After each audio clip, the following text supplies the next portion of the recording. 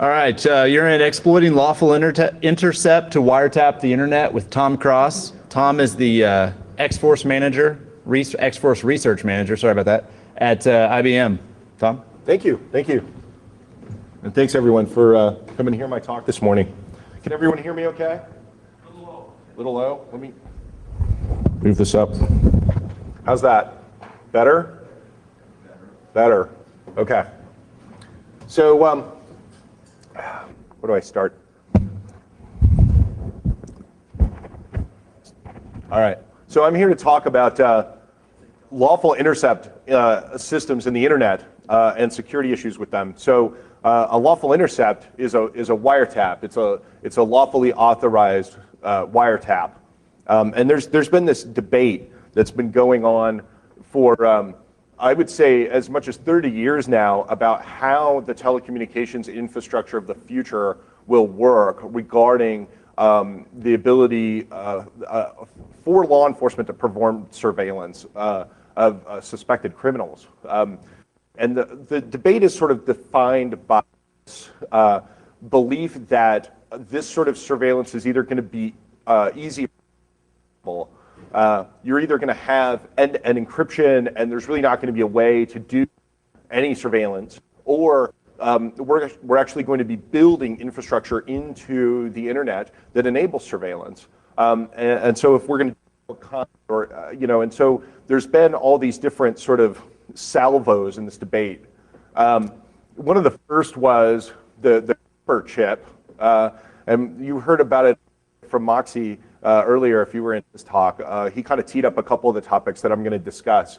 So the Clipper chip was an encryption system that had a backdoor, so the government, if lawfully authorized, could listen to your communications. And one of the things that happened to the Clipper chip is, in fact, the crypto system was proven to be weak. And so as a consequence, someone might be able to access the data without authorization. There's, at about the same time, this is from the early 1990s, in the United States, this law called the Communications Assistance for what? Okay, we're going to switch.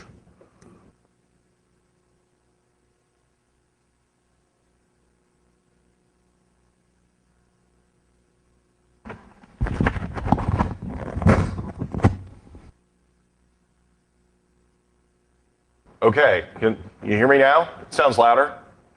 All right, so there was this, in the United States, there was this Communications Assistance for Law Enforcement Act, and what it said is that if you were building telecommunications infrastructure, you had to create facilities that allowed law enforcement to access the content on your network.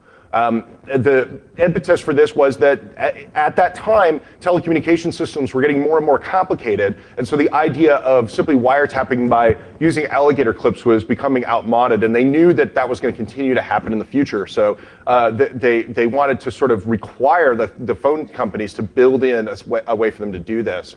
CALEA has parallels in other places in the world, and that's going to be important as I go through this discussion. In 2005, the FCC ruled that CALEA applies to broadband internet providers.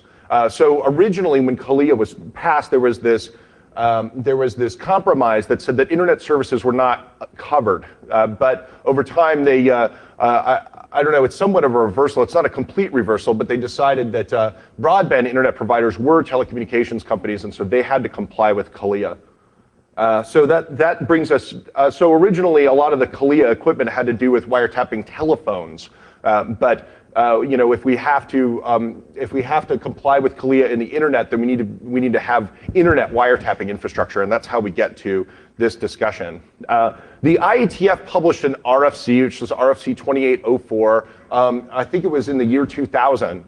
About the concept of internet wiretapping infrastructure and whether IETF standards should take internet wiretapping into account. And their argument was that they should not, and there's a bunch of different reasons for that. But one of the arguments relates to that thing that I said before, that sort of bifurcation in this debate, where you think that wiretapping is either going to be easy or it's going to be impossible. You're either going to have end-to-end encryption where you can't do any wiretapping, or you're not going to have you're not going to have enough encryption, and so there's going to be a place where it's easy to hook up and do wiretapping, and so you don't need infrastructure to support that. The other thing that the IETF said is that the internet should be free from security loopholes, and there's a concern that if they build wiretapping capabilities into the internet, that they could represent a security weakness that could be exploited by somebody.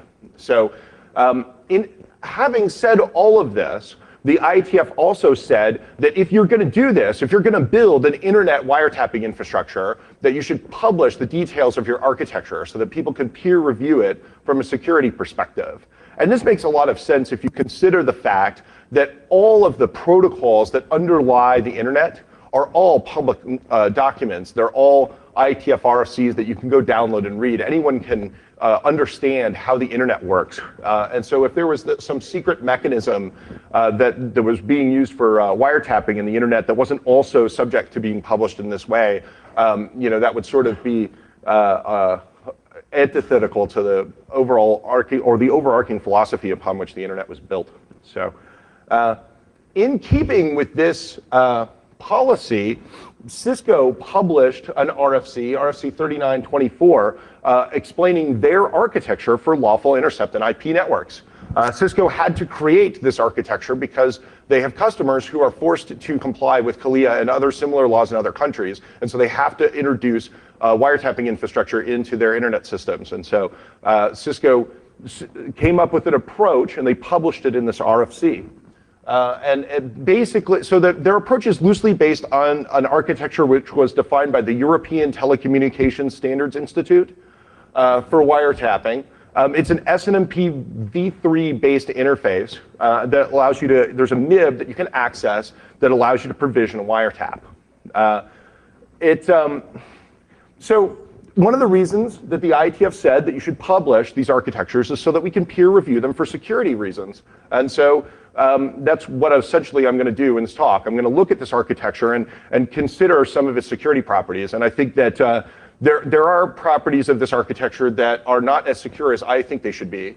And so I have some input about how I would design this if you ask me. So the first thing I'm going to do is I'm going to explain how this architecture works. So here's the overall architectural diagram, which I pasted right in from the RFC.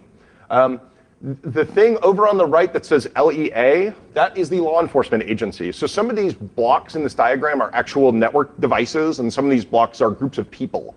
The LEA is a group of people. They decide that they're going to perform a wiretap. They go out and they get lawful authorization to do it, and they go to this thing called the LI administration function. That LI administration function is also a group of people. They usually work for the service provider, or the service provider can outsource this to a third party. These are a bunch of sort of screenshots of advertising material for different companies that offer this lawful intercept outsourcing service. And so what these guys will do is they'll take the authorization, they have lawyers there, they'll take the authorization from the law enforcement agency, they'll validate that it is in fact lawful, and then they'll go and they'll provision the wiretap that was specified in the warrant or whatever authorization these guys had. They provision the wiretap using this thing called a mediation device. And the mediation device is in the center of this diagram, and as you can see, it's sort of the architectural core of this lawful intercept system.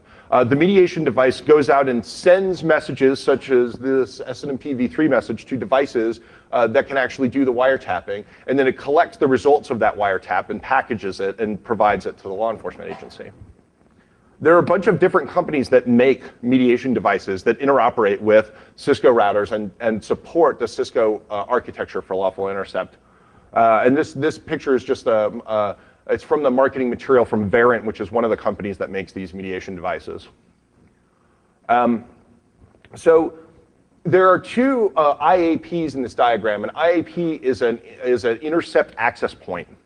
There's two kinds of them, and this represents sort of a historical concept in most Western legal systems that there's a difference between collecting content and collecting addressing information. The most ancient kind of telecommunications is a letter. And a letter has an envelope with an address on the outside, and so a postman could easily see who you're mailing letters to. But in order to read the content, he'd have to go to the trouble of steaming the envelope open in order to read it. And so most legal systems over a long period of time have developed this idea that in order for the police to see addressing information, who you're calling, who you're emailing, there's a sort of a light amount of lawful authorization that they need. They don't have to have a high level of suspicion. They don't have to have a lot of documentation. But there is some process that they have to go through, but it's not as heavyweight as the process that they have to go through if they actually want to see the content. The content is more carefully protected. And so that actually ends up being reflected in this technical architecture. There are two kinds of intercept access points. The IRI intercept access point can only collect, it's a specific device designed only to collect header information or routing information for cases where these guys only have the lawful authority to collect that kind of data. The content IAP it can collect the entire content of someone's communication. All Cisco routers who support this interface are content IAPs. So I'm not going to talk about IRI IAPs anymore in this talk. So there's this interception request labeled D here that is the SNMP v3 request that I talked about before that gets sent by the mediation device to the router and tells the router to go ahead and provision a wiretap. The interception, so this is sort of part of the MIB for the interception request. The MIB is published in an internet draft. It's not an RFC, but you can find it fairly easily by Googling around. There's a bunch of different things that the person provisioning the wiretap can specify. They can select the source and destination addresses and source and destination ports for the traffic that they want to collect in their wiretap. And they can also specify where they want that data to go once it's been collected. They can specify the address and port number of the destination host, what transport, and I'll talk in more detail about that, and whether or not notification is enabled. So there's a lot of flexibility in this architecture.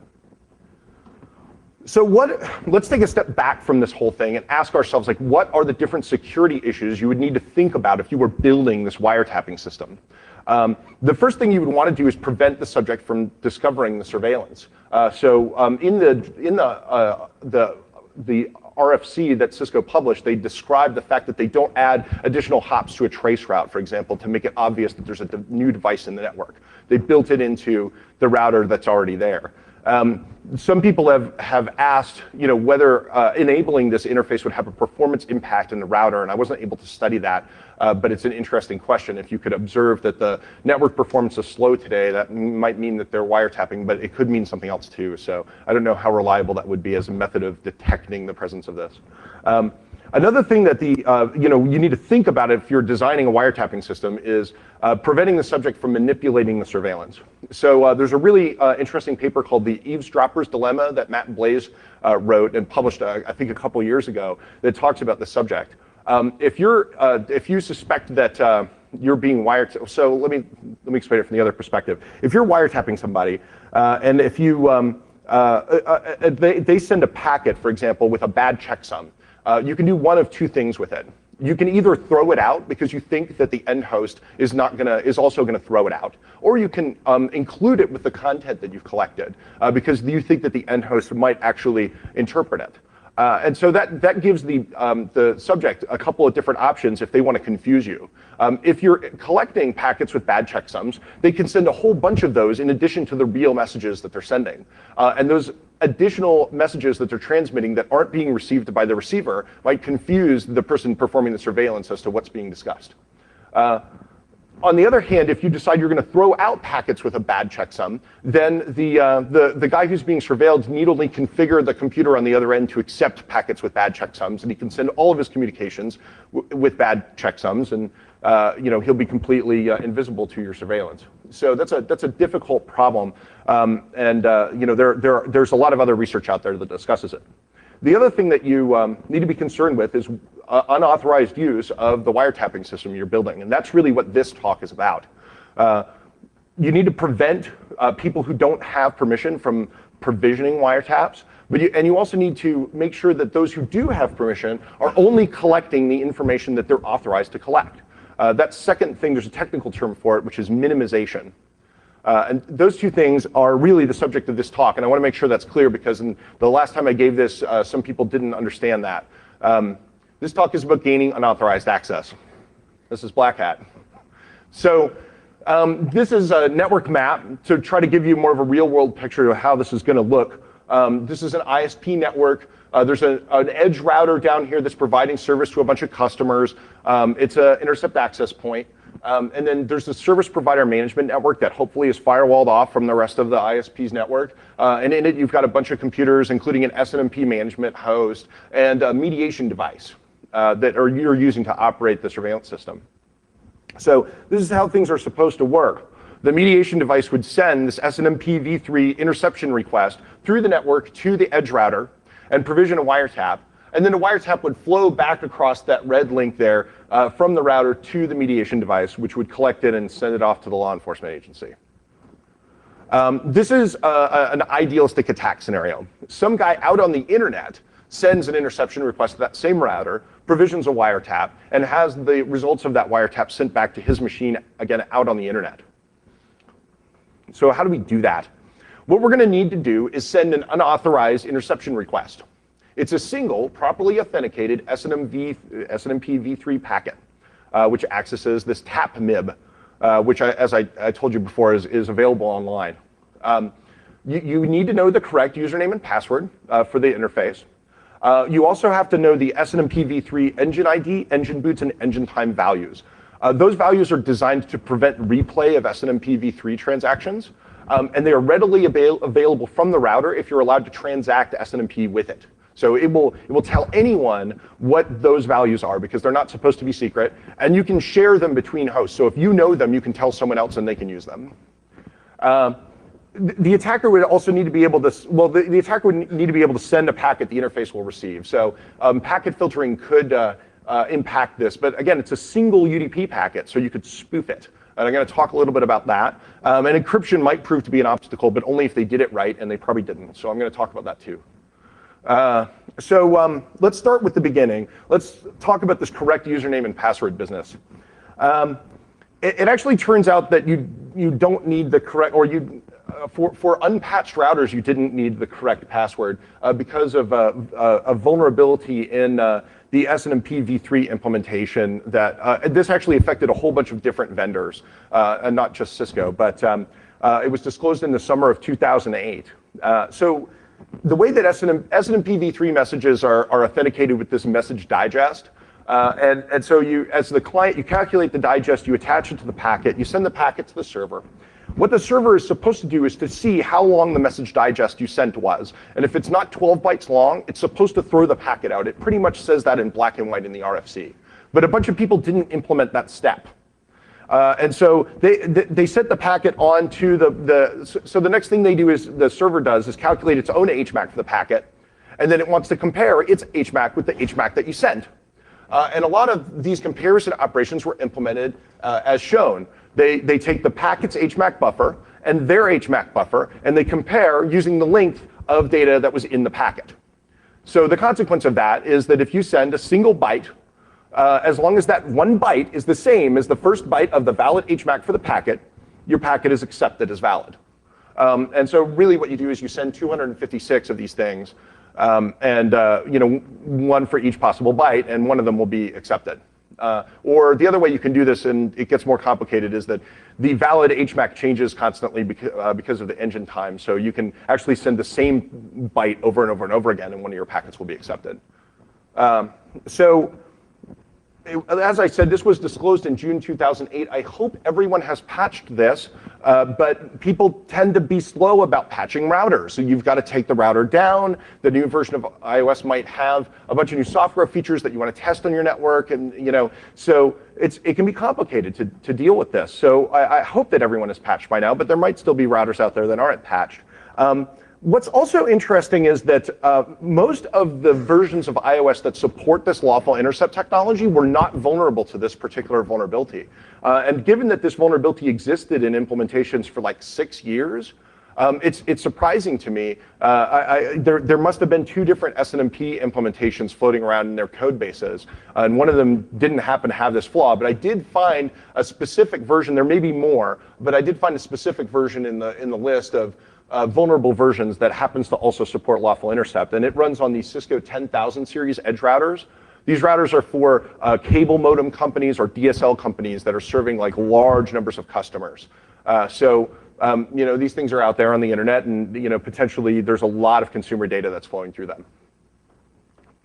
So let's say you're trying to break into this lawful intercept system, and these guys have patched the router. So that vulnerability is not available anymore. You're going to need to actually have the valid username and password in order to get in. You're going to have to brute force them. Turns out SNMP v3 makes that really easy for you, but through a very classic mistake. They have very verbose error messages. If you send a packet to an SNMP v3 interface and you have the wrong username, it will tell you that the username was wrong.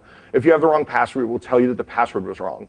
And so it's easy to guess usernames until you get one that's accepted, and then you guess passwords until you get one that was accepted. And that helps break up the amount of entropy that you need to guess without getting any feedback.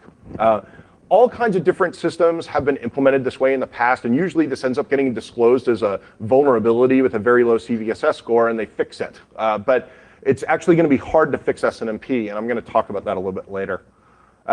So let's say you've brute forced the username and password. You might be a little bit concerned, because it's going to take you a while to try all those guesses, that you might be noticed doing that, right? All that traffic that you're generating, you would think that might be picked up by the people operating the network. But unfortunately, there really isn't much of an audit trail in place that would alert the network managers to this activity. So I originally thought that this was an implementation flaw. In SNMP v2, if you send a message so they didn't have usernames and passwords in SNMP v2. They had community strings, which was sort of like a password. But if you sent an SNMP v2 message to a router that was configured to do traps, and you had a bad community string, it would do this authentication failure trap to the SNMP management server. So the network managers would know that somebody's screwing around. Somebody is sending us messages that are not properly authenticated. And all the documentation seemed to strongly suggest that if you configured SNMP v3 with either notification traps or informs, is what they're called in v3, that they would be generated if a bad username and password were sent. But it turns out that doesn't actually happen in practice. I tested this on a bunch of different iOSs, and no traps or informs were generated when bad passwords or usernames were tried. So I told Cisco this, and they spent some time thinking about it, and they decided that the behavior was as designed, and the documentation was wrong. And so they actually have this bulletin in CCO, which you can look up, which explains that the documentation seems to imply that we will generate traps when there's an authentication failure, but in fact we do not, and it's supposed to be that way. So you can try bad usernames and passwords all day long, and no one will probably notice.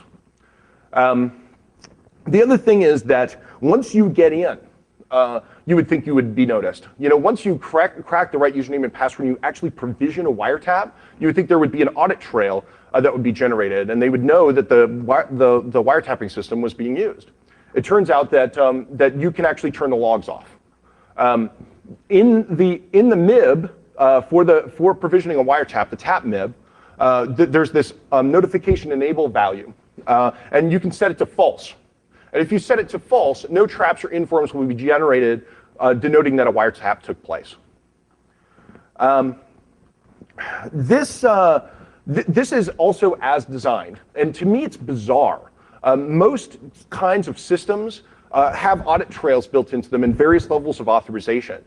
So if you're logged into a Unix shell, you're generating all the syslog activity, and you can't turn that off unless you're root. Right? DHCP servers have audit trails. SMTP servers have audit trails. Every kind of computer system that we have audits the activity that the users are engaged in. But this is different. In this case, the user can turn the logs off. And it seems that a bunch of different lawful intercept technology that is completely unrelated technically has this same architectural feature.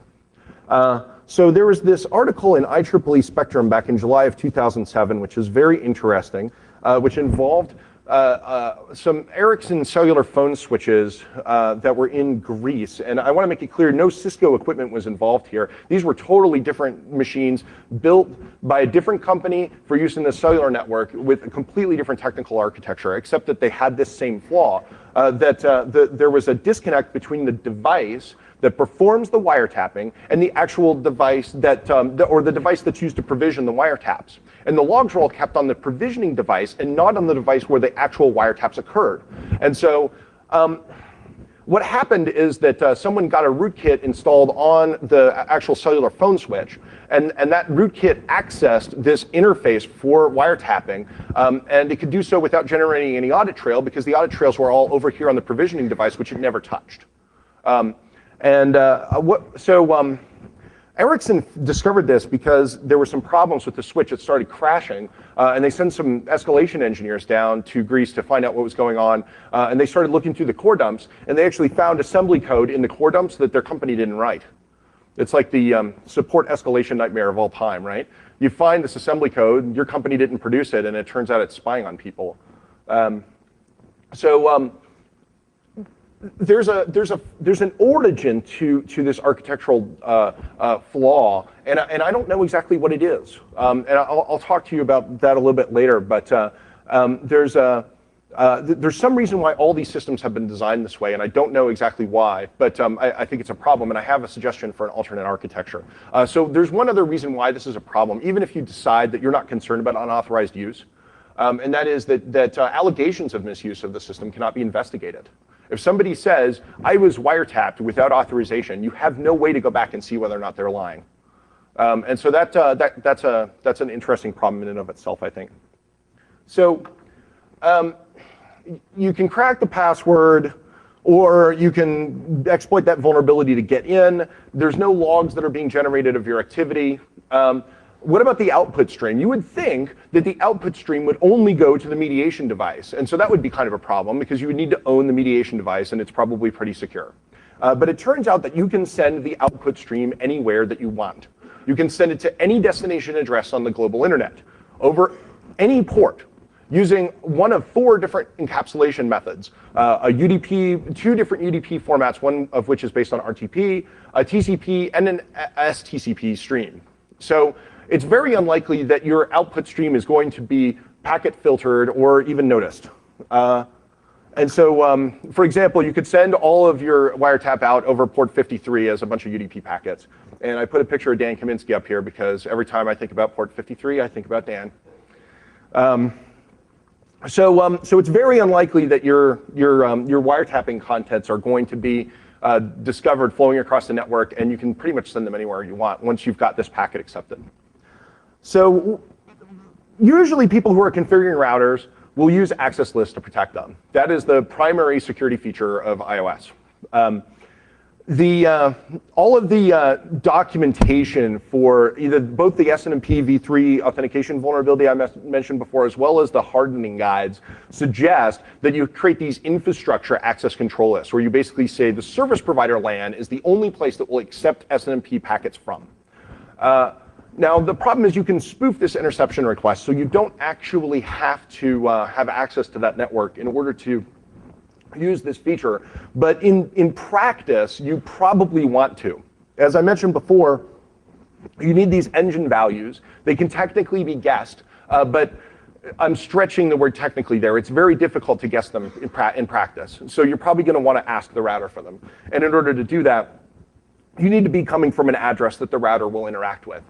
If you want to use those error messages to crack the username and password, you need to receive them. So again, you need to be in an address that the router will interact with for SNMP. So these infrastructure access control lists do have a practical effect on the viability of this attack, even though in theory you could bypass them through spoofing.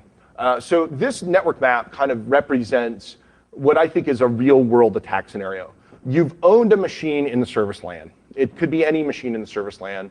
And then you send your interception request from that machine to the edge router, and then the edge router sends the wiretap to your computer out on the internet. So immediately you get this reaction, well, people either say, oh, the service lands are impenetrable, so that's not a problem. Or they say, well, once you're in the service lane, you pretty much control the ISP anyway, so what difference does it make? There are two differences. The first is that there are a lot of people who have legitimate access to the service LAN who are not supposed to be using lawful intercept. And so the security architecture here is actually supposed to provide better assurances than this, and it doesn't. So that in and of itself is an issue. The second thing is that we've built all this awesome functionality that makes it really easy to perform wiretaps. And so that makes controlling the service LAN suddenly more attractive than maybe it otherwise would be.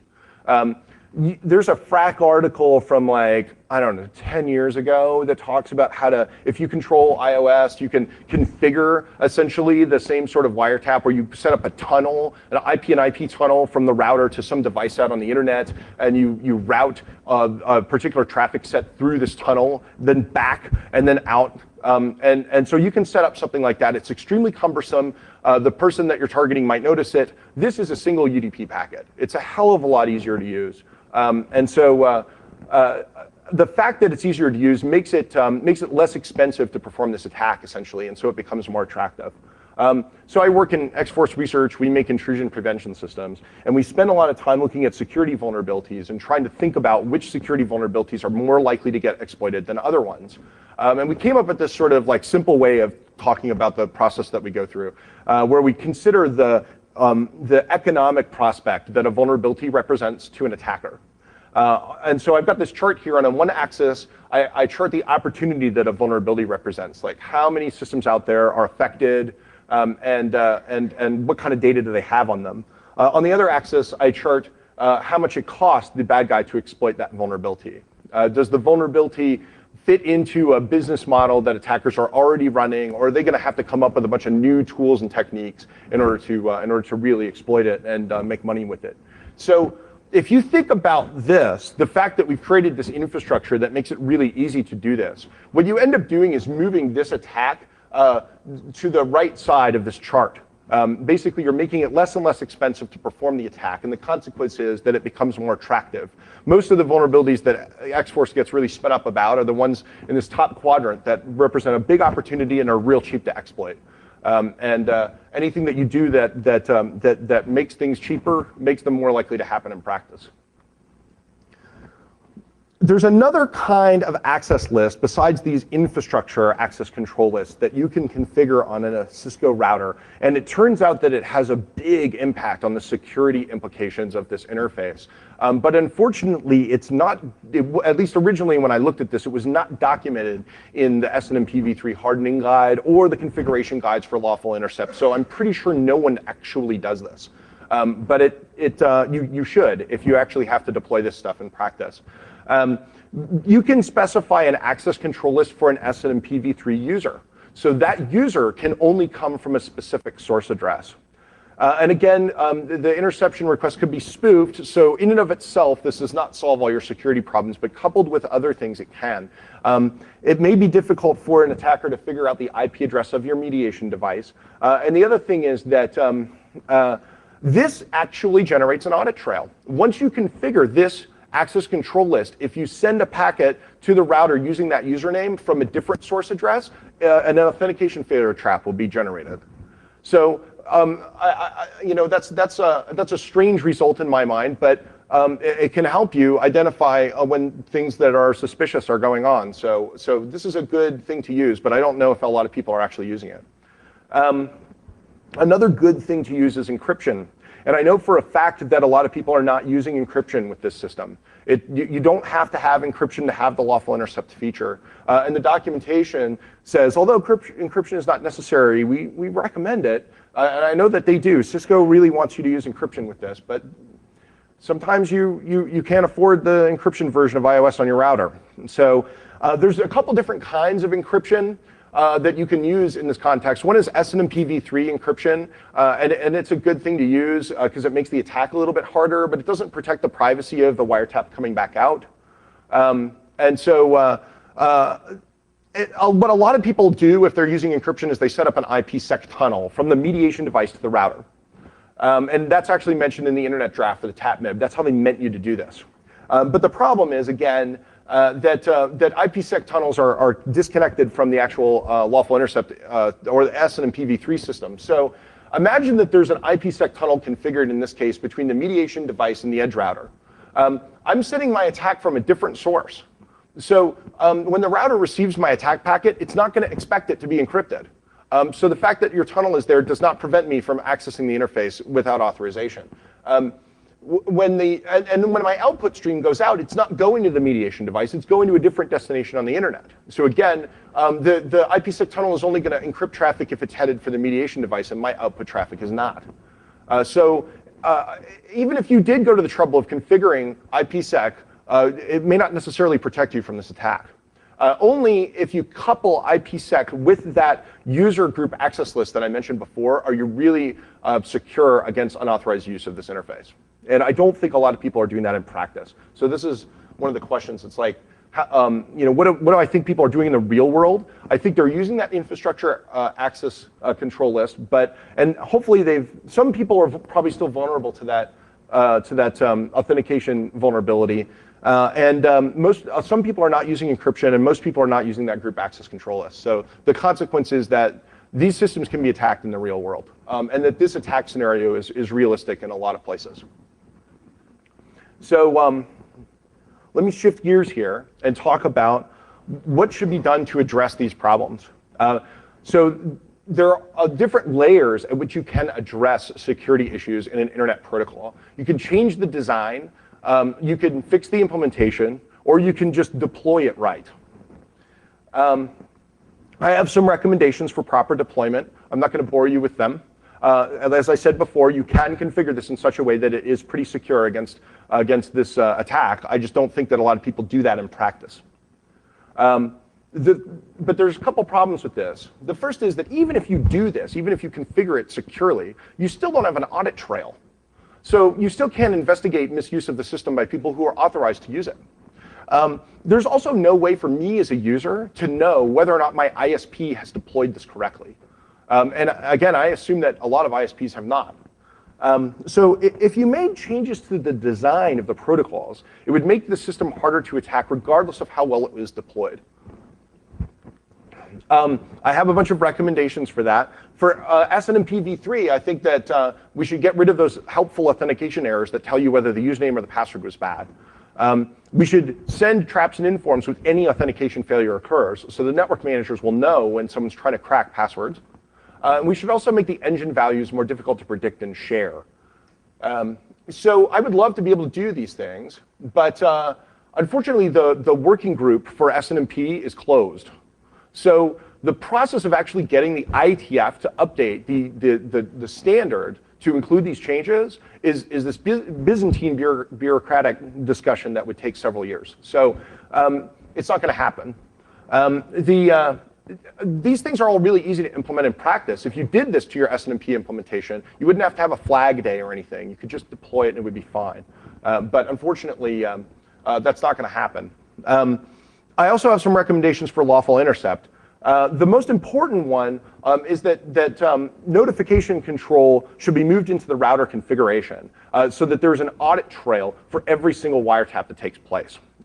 Now, one of the reasons for the architecture that exists here, where the audit trail is in the mediation device and not in the router, is that they don't want the people that run the network to know when the police are wiretapping somebody, because they're not necessarily authorized to know that. So if they could go in the router and configure any destination to receive traps whenever the wiretapping system is used, they would know when wiretaps are taking place, and they could call their friend and say, hey, they're wiretapping again. So that's why they wanted the lawful intercept administration people to control the notification, so that the router administrators wouldn't be able to find out what was going on. So what I suggest is you actually need to have agreement between the people who are operating the wiretaps and the people who are operating the network. So when you configure the router, you configure a bunch of different possible destination addresses for traps. And you enforce that when a wiretap is provisioned, they must specify one of those different destination addresses. If they don't, then no wiretap happens. And this allows you to have different law enforcement organizations that have different security policies using the same infrastructure and the reporting And they can all control their own reporting so that each one doesn't find out about the other's activities. Again, I don't think that change is going to happen. This design, as it exists, complies with government requirements. And I put that in quotation marks because I don't know which government and I don't know what requirement. Someone mentioned the ETSI standards to me, and I went through the ETSI standards and tried to find a place where they require that you have a way to turn the audit trail off, and I didn't find it. So I don't think it's in there. I don't know where it is, but we see it, again, in totally different lawful intercept systems designed by different people in very different ways. And so there's some fundamental origin of this decision. But the other thing is that network providers are not demanding it. So I want to talk about this. I want to talk about this issue a little bit more, the design, implementation, and deployment. With IETF protocols, you have these protocol designers that design an RFC standard, and then you have these software vendors that actually implement it, right? They make the software that implements the RFC. And then you have these network operators that take that software and they actually run it on the network so you can use it. And then you have customers who actually use that system. In this case, the customer is law enforcement. They're the people who actually access this lawful intercept system, and they're the people who are setting the requirements for how it should work. You're not the customer. What this is, so in economics, this is called a negative externality. And let me give you a more simple example. Let's say you are in Montana and you're making widgets. And your widgets are very popular. Lots of people like to buy them, and you have this great business. But you're also polluting. And your pollution, because of the wind, doesn't blow into Montana. And so the people in Montana who are buying your widgets are not affected by it. It blows into another state. And those people don't buy your widgets. They don't benefit from the product that you're making in any way. And they can't influence your plant operations by choosing not to buy your product. And so the consequence is that there's this economic transaction going on between your plant and the people buying your widgets that has a negative impact on a third party that isn't actually part of the economic transaction and can't affect it. It's a market failure, and it's called a negative externality. And it's often a place where regulation is used, where the government comes in and they say, okay, your customers aren't going to stop buying your product because of this pollution, so we're going to require you to not pollute as much because the interests of this third party are important. Negative externalities can exist in protocol designs. A good example, I guess, is traffic amplification vulnerabilities. So like RTP, you can send a single packet, a single SIP packet, and get an RTP stream directed at a destination address of your choice, right? So you can send this one little packet and get a whole bunch of data to go to any destination on the internet that you want. It's supposed to come back to you, right? It's supposed to be a transaction between you and the SIP server, but you can target someone else as the destination, and as a consequence of that, that third party is negatively impacted, and they have no way within the context of this protocol to turn that stream off. They can't tell you to stop. Negative externalities in protocol design, I believe, we can have a positive impact by addressing them in the design, as opposed to simply pushing the way we address this down to the development level. And it goes back to this model. The protocol designers want to provide as much functionality to the vendors as they can, because that's who they serve. And the vendors want to provide as much functionality to the network operators as they can. But in fact, in some of these cases, if the protocol designers stop and decide to constrain their functionality a little bit, they will have a positive impact on the security of the actual software that gets deployed in the end. So the next question I want to talk about is what's going to happen in the future with wiretapping infrastructure, and I think this is probably the most interesting part of the talk. So illegal wiretapping used to be really easy. You used to be able to go out to a telco junction box with a couple of alligator clips and hook up and listen to somebody's phone call. You could get a frequency scanner and listen to people's cellular phone calls or their cordless calls really easily. Over time, it has been getting harder. Wireless systems are maybe more likely to be spread spectrum today. Cell phones have link layer encryption. A lot of the network traffic that's actually going over the physical infrastructure it uses protocols like DSL that are not as easy to decode. You can't just like hook up a little Radio Shack device and listen in. So it's becoming more difficult to do. But I don't know if we're going to achieve this ideal result where we have perfect end-to-end encryption. People don't tend to use end-to-end encryption systems that often because the actual process of authenticating them is too cumbersome. Where encryption seems to have really taken hold is when it's built into the link layer. And it's invisible to the user. Everybody uses encryption on their cell phones, but they're not aware of it. It's not something that they have to bother authenticating. So if you want to reduce the amount of illegal wiretapping that happens, doing work on making link layer protocols more likely to be encrypted is going to have a positive impact on that. There are still a bunch of link layer protocols that we use that do not have any encryption in them. And there are a lot of assumptions that people make about that. Something I didn't mention, I guess, about this lawful intercept system is that one of the things you can specify in the MIB when you're provisioning the wiretap is the VPN that you want to listen to. So there's this concept of a service provider VPN, and it always kind of rubbed me the wrong way because when I think VPN, I think encryption. And most people who are out there buying VPN technology think they're buying secure links. And the service provider industry has sort of sold this concept of service provider VPNs. And they're using the same terminology, but they're not using encryption. And when you push them about it, they say, well, you don't need to worry about that because the service provider network is not subject to surveillance. Well, in fact, it is. And in fact, you can specify the specific VPN you want to listen to in the interception request. So link layer encryption is actually a really good idea. The big question is, should we build this sort of infrastructure at all? Well, law enforcement likes to wiretap suspects, and I honestly think that we're not going to reach this point where it becomes technically impossible because I don't think everyone's going to adopt end-to-end encryption.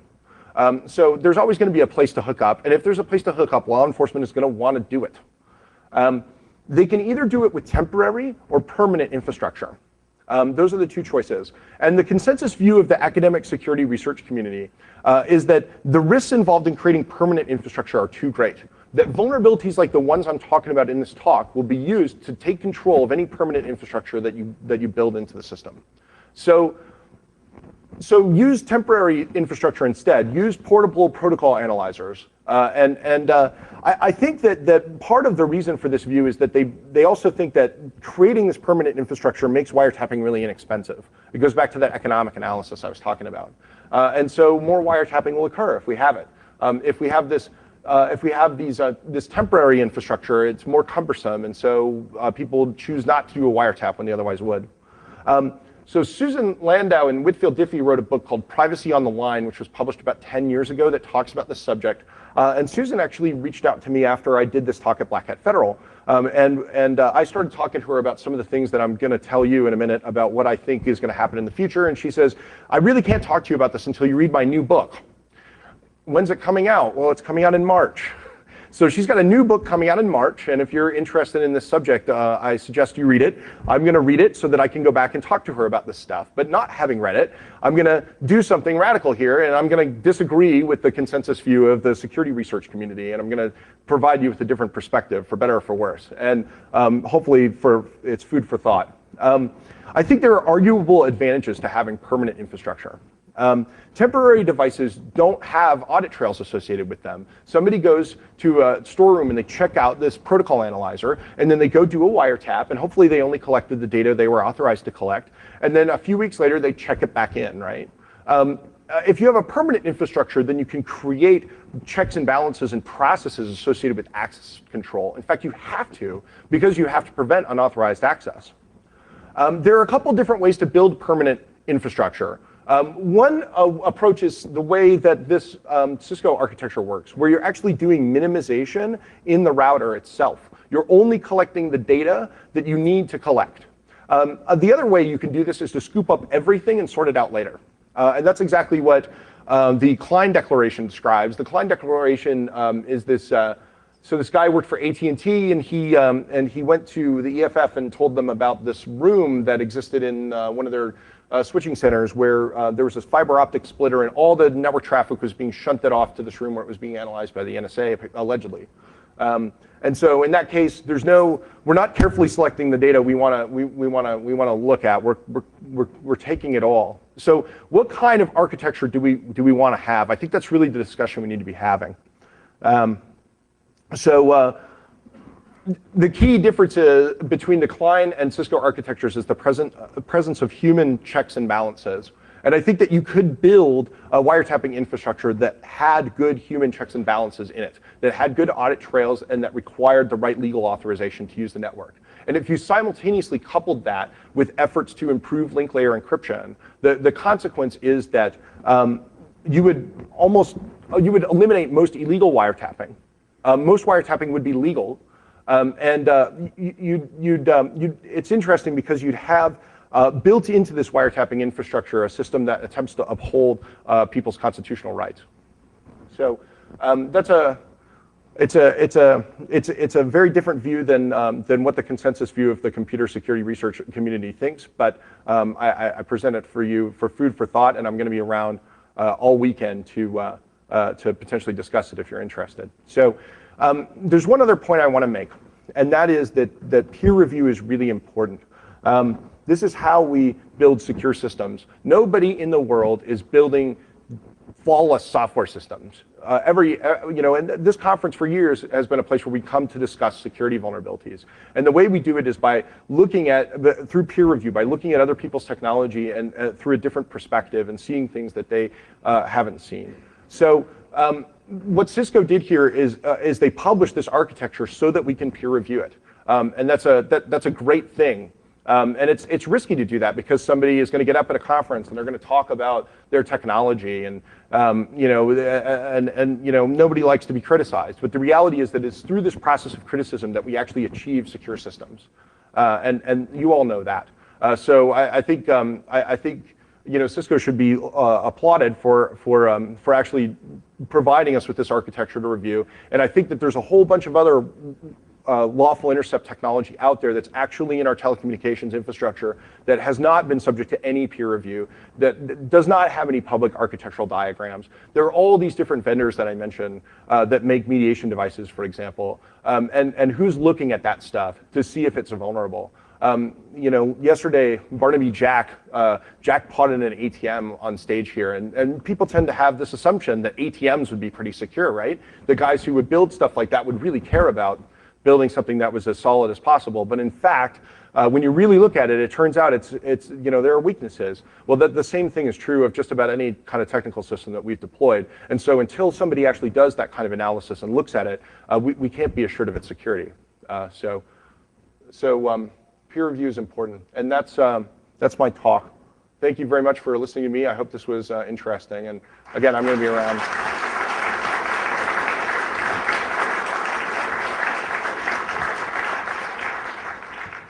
Sir? In the countries that require key escrow at present, do their lawful intercepts require that you be able to decrypt the data stream? I lost my microphone. 1 second. Someone can correct me if I'm wrong, but I don't know of any country that currently requires key escrow. It was an idea that was promoted in the United States, but I don't know if you saw Moxie's talk earlier where he talked about choice. So key disclosure is sort of a different. So no, the wiretapping infrastructure isn't set up to enforce that key disclosure. In that key disclosure case, what happens is they come and they arrest you and they compel you to give them the key. And if you don't give them the key, you sit in a jail cell until you give it to them. So that's a very human approach as opposed to a technical approach. Sir.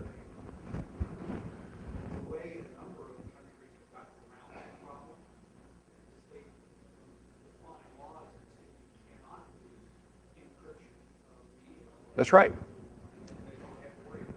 Well, assuming they can enforce that rule, but if they start looking at your stuff and it's encrypted, then they can bust you for that. That's right. Yeah.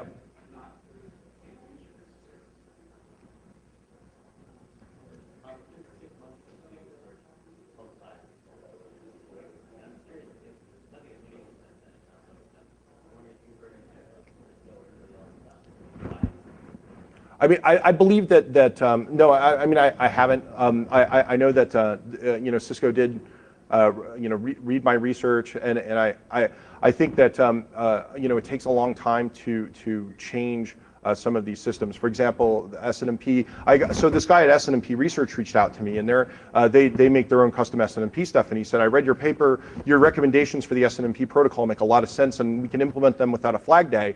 Do you have any customers that are demanding them? And I don't have customers that are saying we need to make these changes. I'm out talking about this because I'm trying to raise awareness about it to a certain extent. But until the phone companies actually want Cisco to make these changes, or want any other SNMP implementer to make these changes, they're not going to get made. It's their business relationship. And so all I can do is say, this is what I think. Hopefully the next time they design this, they'll consider my suggestions. But in terms of actually re-architecting the stuff in practice, it's for the vendors to decide. So let me get this question back here.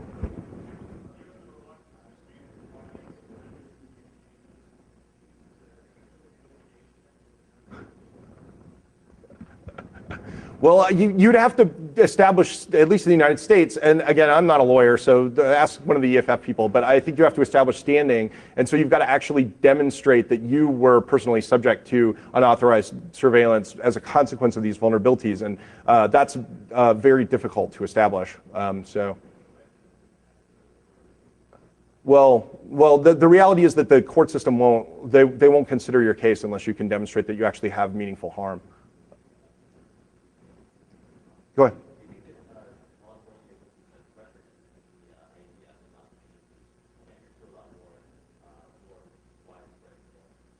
Oh no, I don't know. I have no idea. I'd like to understand the purpose. Well, I do understand the purpose behind the lack of audit trails. They don't want the people who work for the phone company to know what they're doing. But I feel like there's another way to design it so that problem doesn't exist. And so I think that basically we can achieve an architecture that satisfies everyone's interests. But I don't know if we'll be able to have that dialogue or how we will have it, except coming here and talking about it and hoping that people are listening. Sure.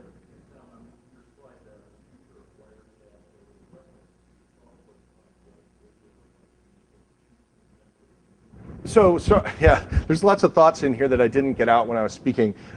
So GNU Radio, for example, is this really cool project that lets you build software-defined radios. So a protocol analyzer, back in the day, you could go and get a phone and a couple of alligator clips, and you could go open a junction box and hook up to a phone line and listen to people's calls. It was that simple. But now, if they're doing VoIP over DSL, you have this whole protocol stack you have to parse, and so it's far more complicated. You can't just plug in a $15 device. There are companies that sell protocol analyzers that are used for that purpose, but they're very expensive, and so they're difficult to get your hands on. And so hopefully the inaccessibility of them has significantly reduced the amount of illegal wiretapping that happens.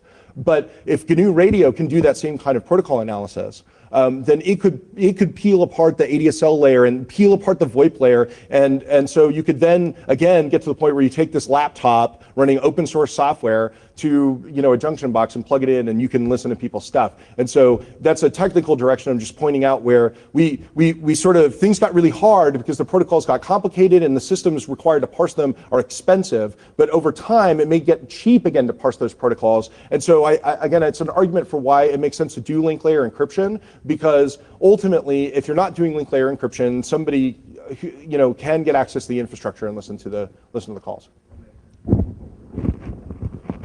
So any other questions, or should I shut it down? Thanks, everybody.